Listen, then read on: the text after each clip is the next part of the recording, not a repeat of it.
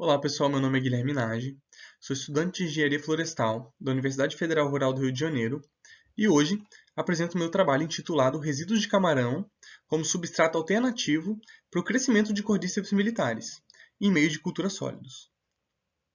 Cordyceps militares é uma espécie de fungo pertencente ao filo Ascomycota que parasita larvas da família Lepidoptera. Ele infecta esses insetos vivos, penetrando no seu exoesqueleto e, após a colonização completa, produz os ascomas, que são os cogumelos, e a partir deles seus ascosporos. Na literatura são atribuídas diversas propriedades medicinais a esse cogumelo, e seu consumo geralmente se dá na forma do próprio cogumelo fresco, extratos do cogumelo ou ele desidratado em pó em cápsulas, né? E aqui tem alguns exemplos de produtos que tem no mercado que você consegue comprar hoje em dia. Esses ascomas, então, eles podem ser produzidos fora dos seus hospedeiros, fora do inseto.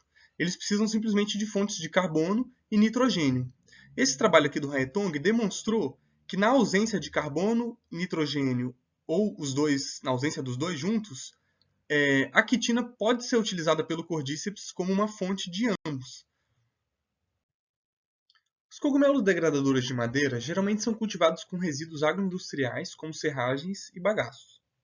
Os resíduos de camarão são ricos em quitina, similar aos insetos que o Cordyceps parasita, e constituem um importante resíduo, podendo corresponder até 50% do peso total do camarão, com produção de milhões de toneladas anualmente. Portanto, talvez esses resíduos possam ser utilizados para o cultivo desse cogumelo de alto valor agregado. O objetivo desse trabalho foi avaliar o efeito de doses crescentes de resíduos de camarão em meios de cultura sólidos no crescimento micelial do cogumelo Cordyceps militares e estabelecer uma dose ideal para sua utilização. Os experimentos foram realizados no Laboratório de Química Biológica do Solo, com 12 tratamentos e 5 repetições.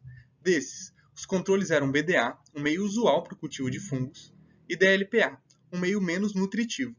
Os outros 10 tratamentos foram compostos pelo DLPA, acrescido de doses crescentes de pó de resíduo de camarão e infusão do mesmo resíduo.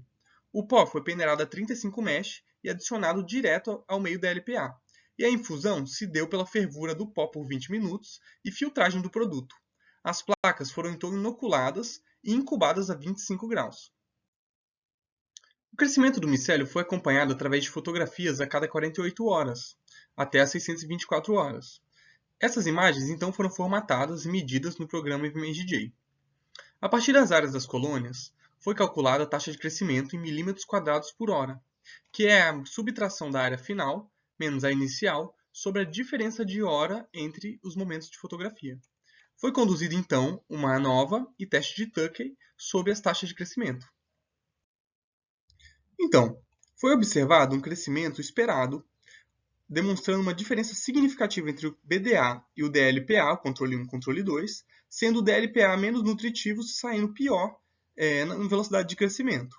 Já quando o DLPA foi acrescido de infusão ou de pó de camarão, houve uma maior velocidade de crescimento do micélio, sendo que a 0,5 gramas de infusão ou a qualquer dose de pó de camarão ficou entre 6 e 6,5 milímetros ao quadrado por hora.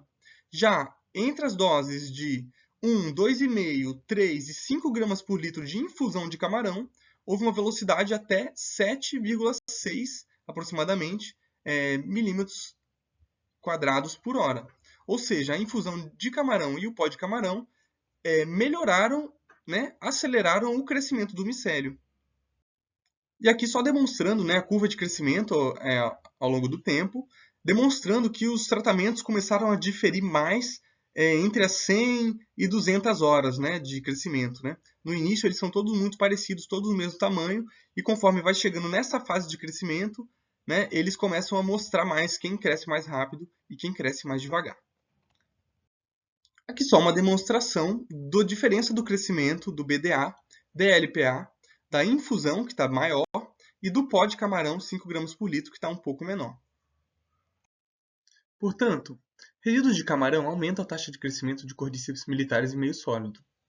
As melhores doses observadas começam a partir de 2,5 gramas por litro de infusão de camarão.